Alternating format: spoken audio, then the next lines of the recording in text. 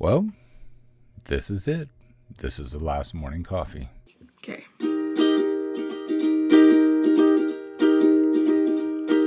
I used to be afraid of the world outside my door, so I lived within the pages of a book.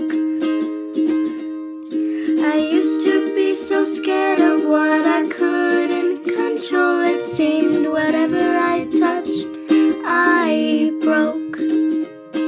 The wind at my back, the grass so green, the sun on my face, it was all a dream. Till you said, wake up, wake up, wake up, take my hand. I'm here for you now, I'll help you stand. The world isn't so frightening, it's not all thunder and lightning. And as long as we are together, life can only get better.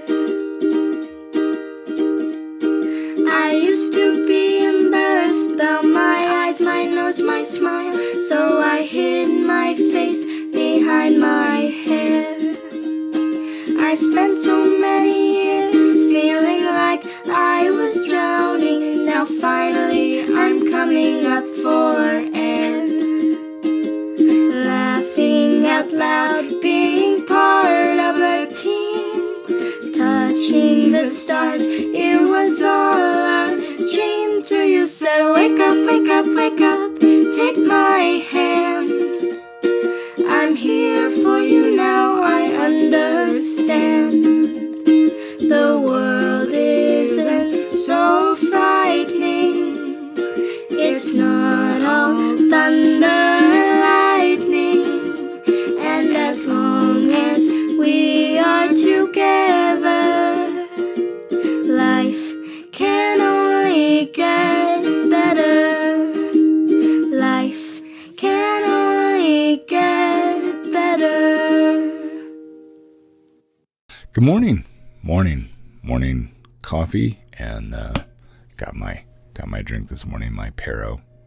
I think I let it sit too long. It's not hot anymore, but whatever.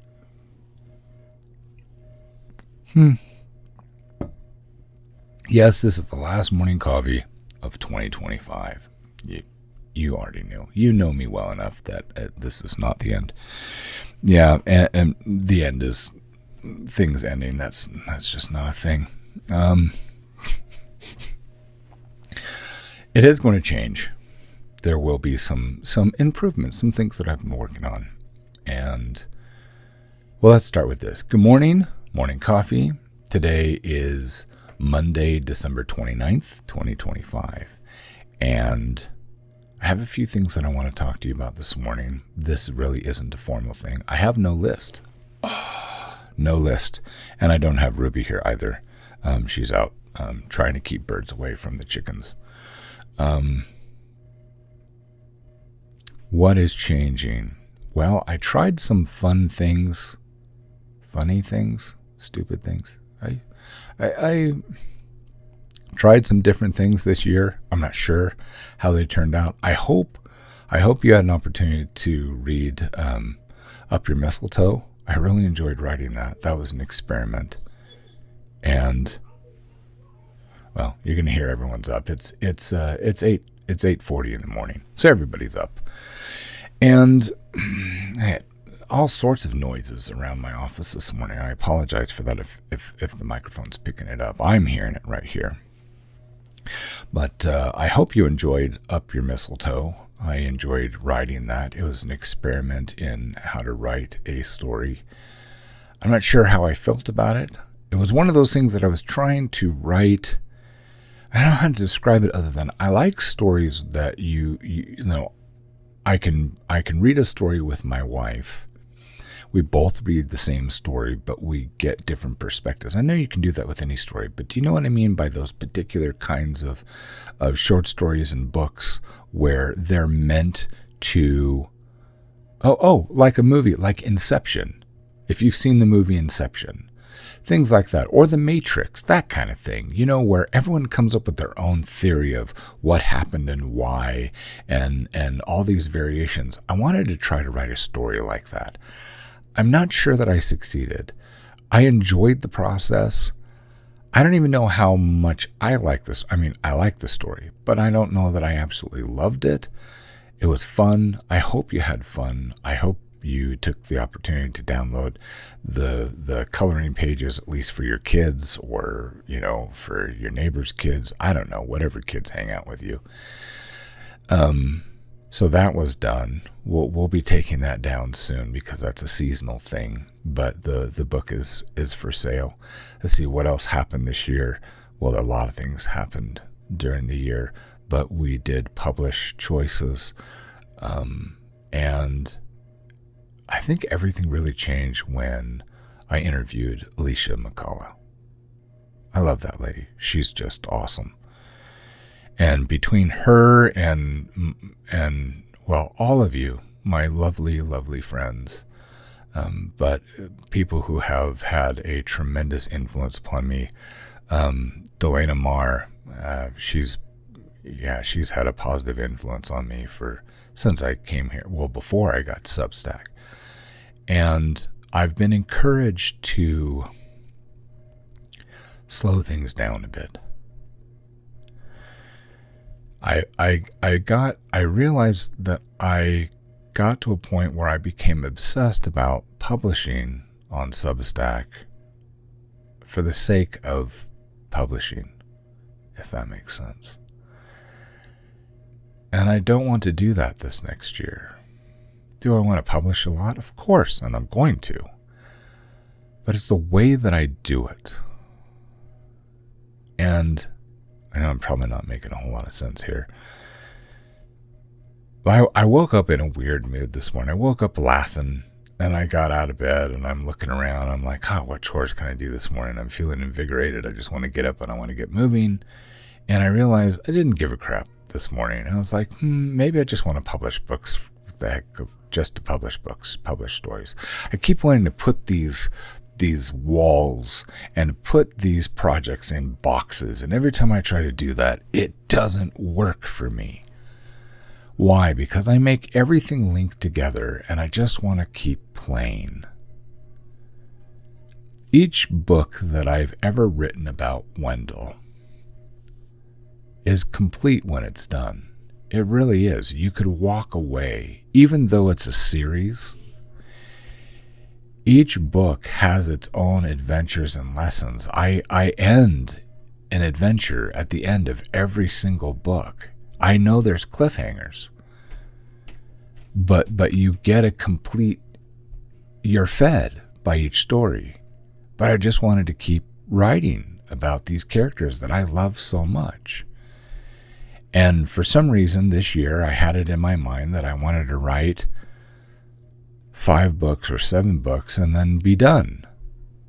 And I don't want to be done. I mean, there is a main story arc, and that I'm going to achieve, but I don't want to force it. I want to have fun. And then I realized, well, why do I have to just serialize it and only do once a week? If I really got enthusiastic, this is me talking out loud to you because we're friends.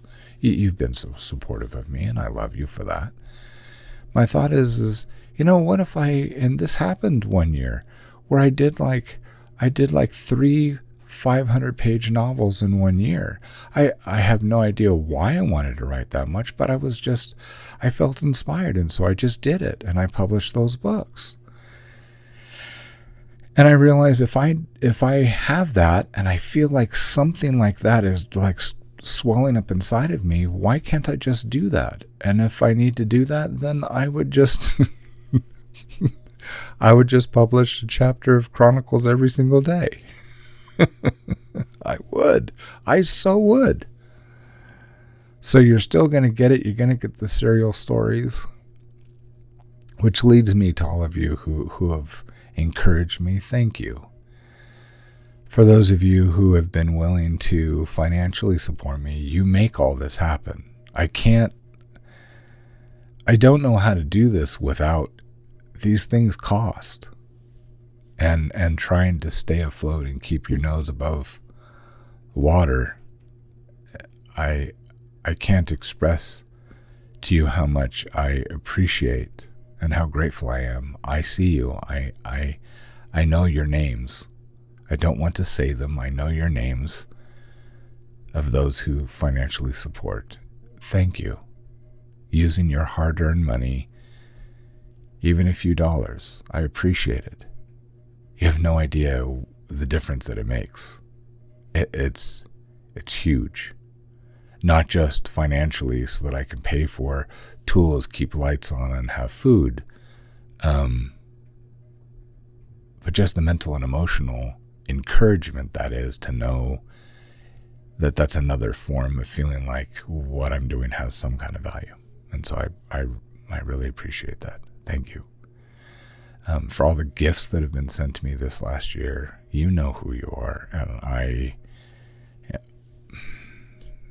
it's the stuff I use, stuff that's around me every single day, every pen I pick up, every pad that I write on, the microphones that I'm using, the camera, the AI camera, all of you, the kindness. Thank you. Thank you. And it's those things that I just want to keep going and do more. I just want you to know, I'm in this for the long haul. And I have my best friend who doesn't really hang out with us here. He's part of the community. He's always been a supporter of mine.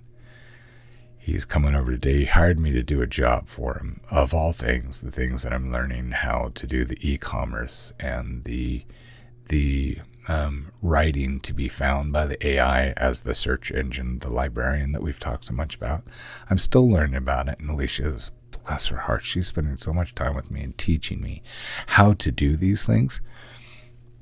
My best friend asked me, he says, oh, well, doesn't every business need that? And I was like, I would think so, because everyone's looking up stuff with AI now. I'm doing it on my phone almost all the time now.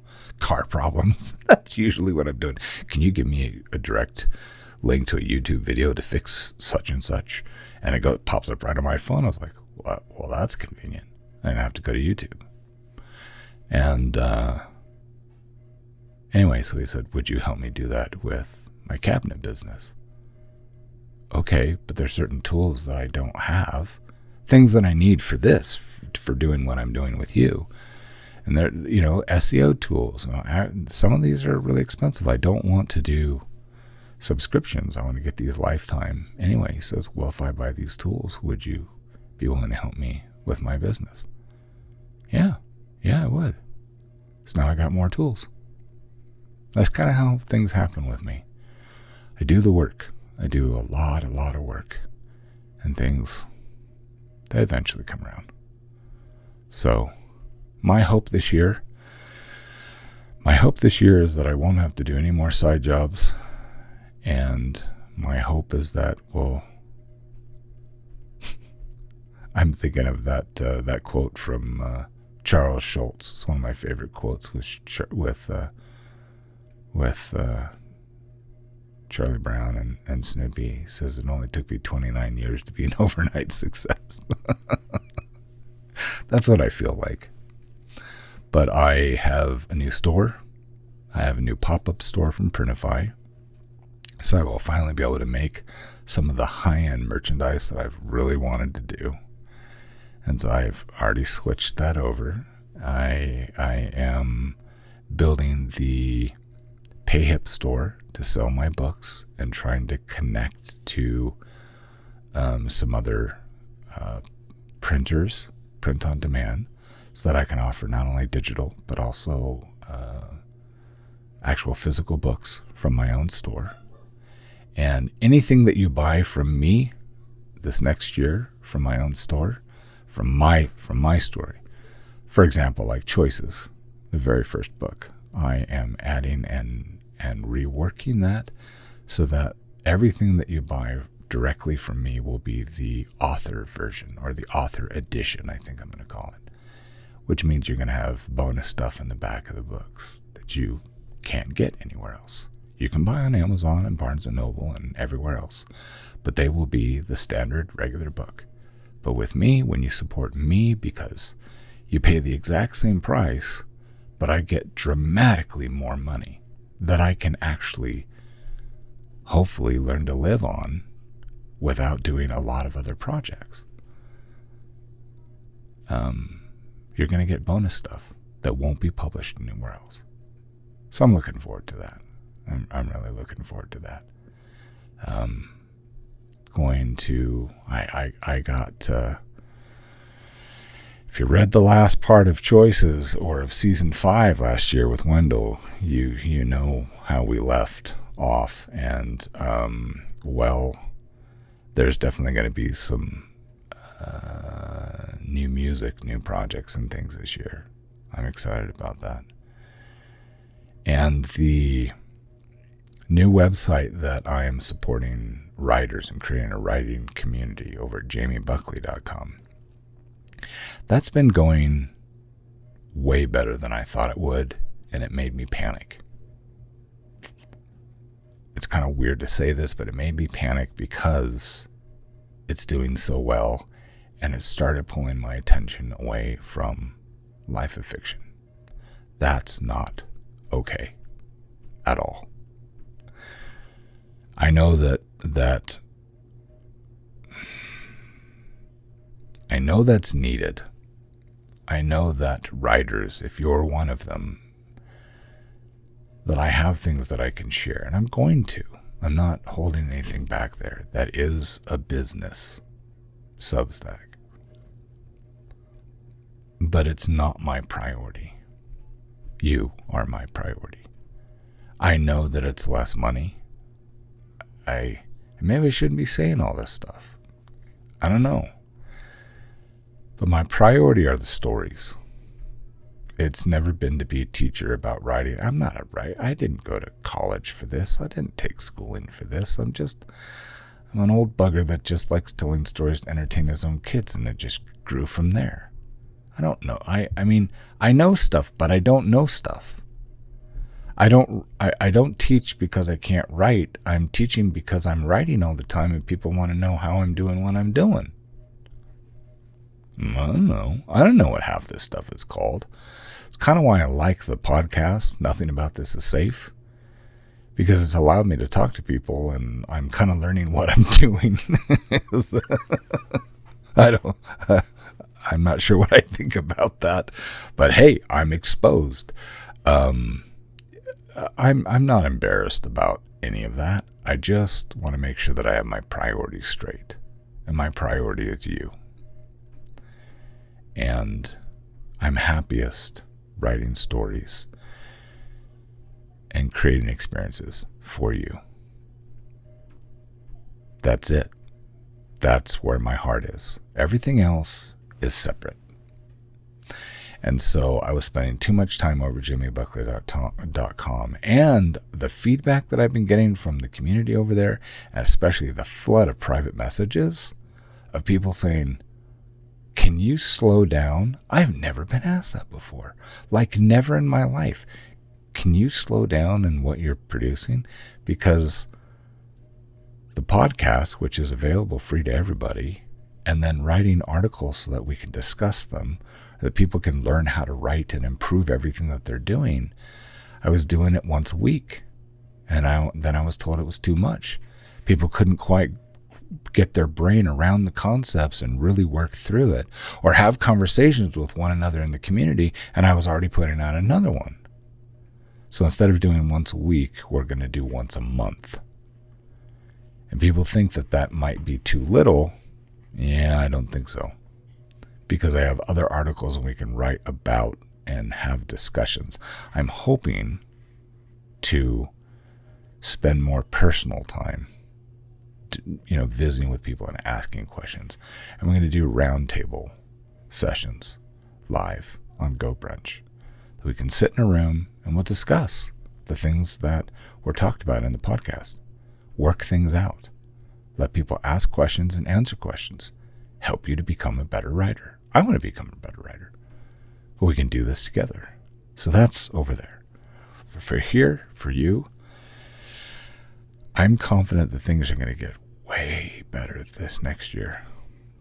I've felt this for almost all of this year. I believe, and I have nothing to back it up, just this. That's it. I think 2026 is going to be the best year I've ever had. Ever. Like business-wise, writing-wise.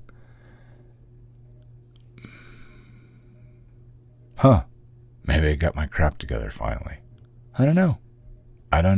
And maybe I could be wrong. I don't know. But I'm pretty excited. Pretty motivated. I appreciate you. I really appreciate you. Oh, that's the other thing too that I'm really excited about is I'm going to be putting special thank yous in the back of books.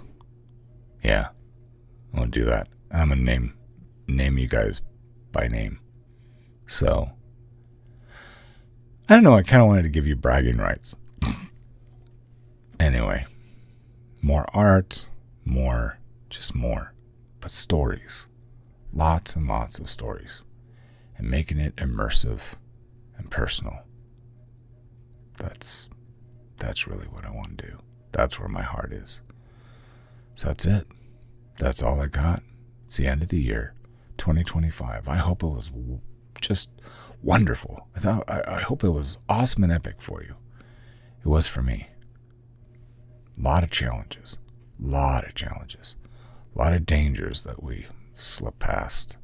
Thank you for all of your support, all the family, children in hospitals, and daughters almost dying, and stuff that just was crazy and out of the blue. Thank you for your love and your support. Thank you for being here. Oh, I finally got kicked off Facebook. They closed my account. And for what? They never told me. And I'm thinking, I guess it's against the terms of service to be a positive influence on children. I have no idea. But they closed it. So that's it. I don't have Facebook. I don't have Instagram. I don't have X. I don't have, what's that other one? I never really understood. The business one. LinkedIn. Yeah. Don't have LinkedIn. So I now have Pinterest and YouTube and Substack. That's where I'm limited now. So if we grow, and I sure hope we grow, it's up to you. So if I could ask anything in this new year, please tell a friend about me. Please tell a friend about Life of Fiction. This is where the fun's going to be.